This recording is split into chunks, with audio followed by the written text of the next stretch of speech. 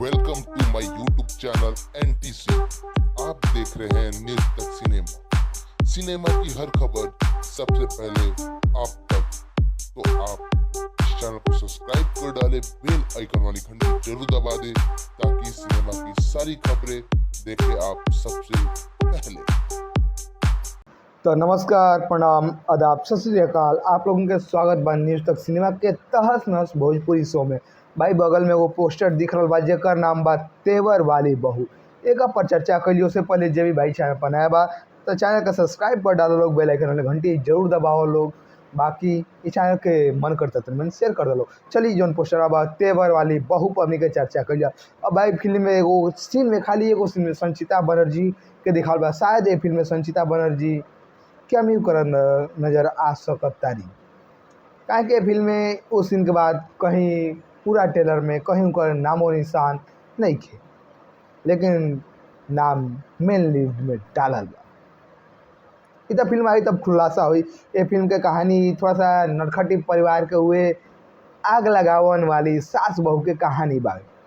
एगो ननद बिया, मतलब हर घर में ननद होला और जो ननद के कारण ही घर में हमेशा रिश्ता में खटपट आवेला। का कि आपन मायका जब छोड़ के, जब कोनो भी औरत आपन ससुराल छोड़ के अगर मायका पर ज़्यादा फोकस करी तो भाई के जीवन में बिल्कुल कलह उत्पन्न हो सकेला।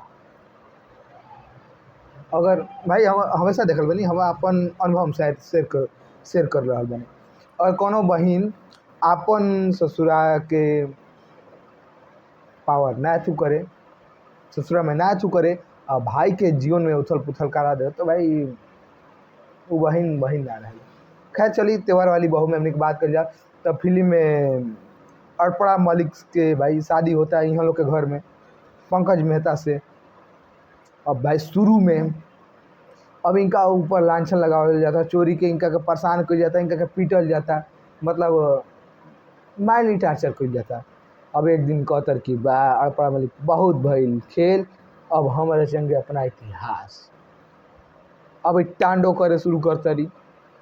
ये कहानी बा फिल्म के। ये फिल्म के निर्देशक और निर्माता बड़े अजय कुमार झा, कहानी लिखे बड़े अजय एस झा, फिल्म के स्क्रीन प्ले और डायलॉग लिखे बड़े समीर सेन जी। कहानी बिल्कुल कमजोर कड़ी बा। वह पारिवारिक ड्रामा देखत आप लोग बिल्कुल उब गए बन जा। वह कहानी है फिर ससुरा देखे के मिली हमनी के। लेकिन कोनो बात ना, हमनी को का करिए खलिहर निकामा आदमी मान जा। हमने के देखल जी एक फिल्म के 20 साल देखा जा, ससुरा हमने के 50 साल देखल जी, तब वो हमने के मिलियन में व्यू दिया जी। चल तू ससुरा कितना देखिए, हम जानते हैं पानी के औकात ही है भाई फिल्म बनाए के, हमारा औकात भाई ये फिल्म देखे के। ये हो रहा भोजपुरी सिनेमा में।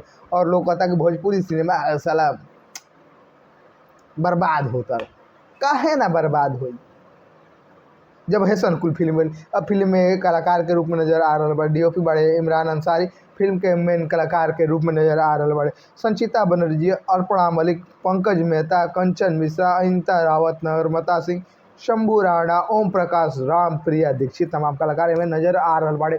अब फिल्मिया भाई मत बोल कंट्रोल ना, तो तू बोलबे तो भाई टांडो हो जी सिनेमा इंडस्ट्रीज में।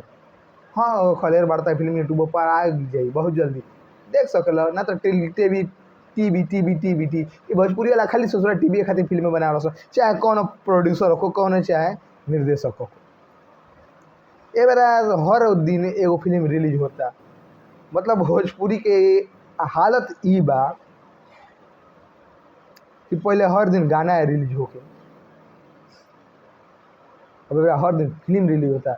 और कौन फिल्म कब आवता, कहाँ आवता, कैसे आवता, क्यों नहीं पता। वो तो हमने हर यूट्यूब न्यूज रिपोर्टर बा तब मैंने बता देता कि अरे ससुरा है फिल्म है बा हैसन बा।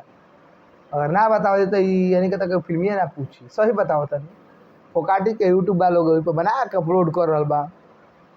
चली अगर खलियर बाइन नहीं तो जो पोस्टर दिख रहा बा तेवर वाली भौजी आप लोग देख सके नहीं। बाकी रोवा लोग गई तो देखा तो न्यूज तक सिनेमा के तहस नहस भोजपुरी से हो। और हमके दी इजाज़त, नमस्कार, जय जय भोजपुरिया समाज।